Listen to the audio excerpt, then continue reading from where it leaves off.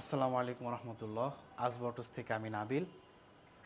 আমরা যখন আসবা অটোস শুরু করি বা আমরা যখন নতুন কোনো কিছু শুরু করার উদ্যোগ নিই, তখন আমাদের কয়েকটা বিষয় প্রয়োজন হয়। একটা হচ্ছে মোটিভেশন, কারো সাপোর্ট বা গ্রহণযোগ্যতা। তো যখন আসবা অটোস আমরা স্টার্ট করি, তখন বলতে পারেন আমরা তো নতুন, মার্কেটেও পরিচিতি নাই। ঠিক ওই সময় আমার সাথে এই মুহূর্তে এমন একজন আছেন যার সাথে আমার পরিচয় একটা চেম্বারে গিয়ে বারডেমের। সো তারপর থেকে আমাদের আসবা অটোজের বিজনেস শুরু এবং রোলিং শুরু হয়, গাড়ি বিক্রি শুরু হয়। তো স্যারের পরিচয়টা স্যার নিজেই দিবেন, একটু প্লিজ দিবেন কিভাবে পরিচয় হইলো আর এই যে গাড়িটা ডেলিভারি দিচ্ছি। মানে আমাদের আসবা অটোজের একদম শুরুর যে ক্লায়েন্ট সেটা হচ্ছেন আমাদের স্যার। তো প্লিজ স্যারের নামটা এবং পরিচিতিটা যদি দিতেন। আসসালামু আলাইকুম। আমি রুবাইয়াত হাসান চৌধুরী। আমি আছি বারডেম হাসপাতালে সহকারী অধ্যাপক হিসেবে কার্ডিওলজি বিভাগে। তো অ্যাকচুয়ালি নাবিল যেটা বললো এটা আসলেই কাকতালীয়ভাবে পরিচয়। নাবিল এসেছিল আমার চেম্বারে রোগী হয়ে, একজনের কাছ থেকে রেফার হয়ে, প্রেশার কন্ট্রোল হচ্ছে না টেনশনের কারণে। তো তখন কিন্তু আমি আবার নাবিলকে চিনতাম এক সময়, ওর আরও গাড়ির ভিডিও অনেক আমি দেখতাম। আমি সবসময় আসলে গাড়ির ভিডিও দেখি, গাড়ির প্রতি একটা ফ্যাসিনেশন আলাদা। তো তখন আমি ওকে চিনতে পারি যে আপনি তো কোনো ভিডিও করেন গাড়ির। তখন যাই হোক ওইখানে পরিচয়। তারপরে শুনলাম নতুন এই নিজের বিজনেসের কথা। তো আলটিমেটলি একটা সময় যেটা হয়, আমার এক কলিগ গাড়ি কিনতে চায়। আমি যেহেতু গাড়ির একটু ফ্যাসিনেশন বেশি, এই গাড়ি নিয়ে ঘাটাঘাটি করি, অনেকে আমার কাছে জানতে চায়। তো প্রথম আমরা একটা গাড়ি কিনি প্রিয়াস, দেন আমার আরেক কলিগ সিএনটা, এরপরে আরেক কলিগ এক্সিও, আরেকজন আবার সিএনটা। দেন এইভাবে আসলে পরে এই নাবিলের রিকোয়েস্টেই আমার আসলে এই গাড়ি কিনা। আমি অ্যাকচুয়ালি গাড়ি কিনতাম না, আমার অন্য একটা গাড়ি ছিল, কিন্তু ওর চাপে বলে না আপনাকে একটা গাড়ি কিনে দিই। এই দেখতে দেখতে এই গাড়ি কিনা। কিন্তু অ্যাকচুয়ালি প্রথমে আমার চয়েস ছিল এক্সট্রেল, কিন্তু যেটা হয়েছে সবসময় আমাকে সাজেস্ট করছে যে না আরেকটু বিল্ড কোয়ালিটি ভালো, আরেকটা অন্য একটা অপশন বলি, সে তখন আসে সিআরভির নাম। এইভাবেই আর কি গাড়ি কিনা। এবং সত্যি কথা বলতে এই গাড়ি কেনার প্রসেস শুরু হয়েছে 6 মাস আগে। তো সময় হয়তো বেশি কম, এটা যাই লাগুক না কেন, কিন্তু অ্যাকচুয়ালি প্রি অর্ডার করে গাড়ি কিনলে কি হয় এটা আমি কখনো তো কিনি না। এইবার রিয়েলাইজ করলাম যে একদম গাড়ি কেনার শুরু থেকে সেই জাপানি ওয়েবসাইট থেকে পছন্দ করা সবই আমি করলাম। জি, আমি শুধু পছন্দ করে দিছি, পুরো প্রসেসটা উনি করে দিছে।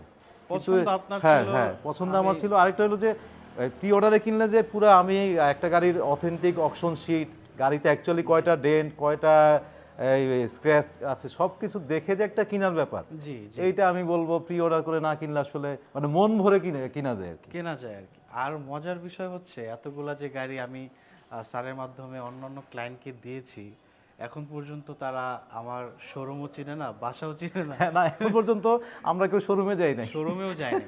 মানে আমাদের শোরুম আছে কিন্তু গাড়িগুলো এমনভাবে ডেলিভারি দিচ্ছি যেন হোম ডেলিভারি। হ্যাঁ, একটা গাড়ি তো বাসায় যেয়ে দেওয়া হয়েছে। অনেক ক্লায়েন্ট তো গাড়ি প্রি অর্ডারে নিচ্ছে যারা বাংলাদেশে আসার পরে আমাকে চিনছে যে আচ্ছা গাড়ি ওনার কাছ থেকে নিচ্ছি। এর আগ পর্যন্ত তো তার সাথে আমার দেখাই হয় হয় নাই। হ্যাঁ, এইভাবে ডিলগুলো হয়েছে।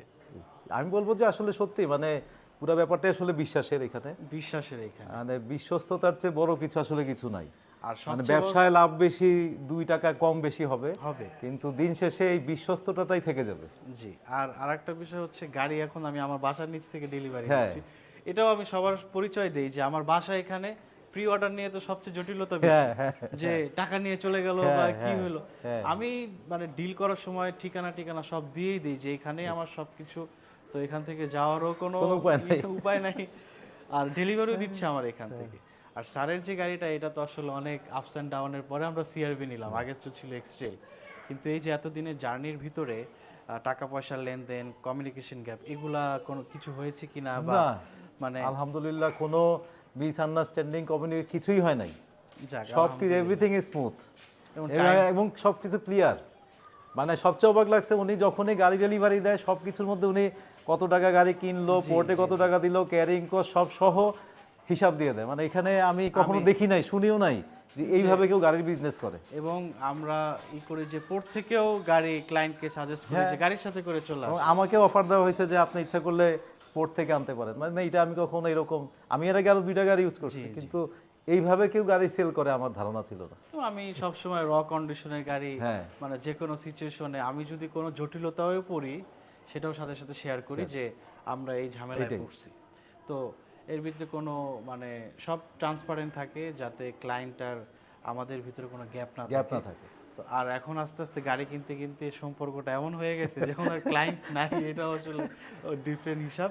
তো যাই হোক, স্যারকে এখন গাড়িটা ডেলিভারি দিচ্ছি, তো সব কিছু মিলে স্যার আপনি তো খুশি ইনশাল্লাহ? ইনশাল্লাহ আলহামদুলিল্লাহ আমি এটাই ছিল, খুশি। জি। আর আমি সবাইকে বলবো, আপনার যারা ওয়েল উইশার আছেন, যারা দর্শক জি আছেন, জি জি যে আপনারা আসেন, আমি বলবো যে বিশ্বস্ততার সহিত জি, জি। এবং সম্পূর্ণ নিজের একটা স্যাটিসফ্যাকশনের সাথে জি, আপনি জি। গাড়িটা কিনতে পারবেন। এবং ইনশাল্লাহ। প্রত্যেকে বলবো আসলে গাড়ি অ্যাকচুয়ালি এরকম অপশন দেখে কিনলেই আপনার স্যাটিসফ্যাকশন আরো বেশি আসবে।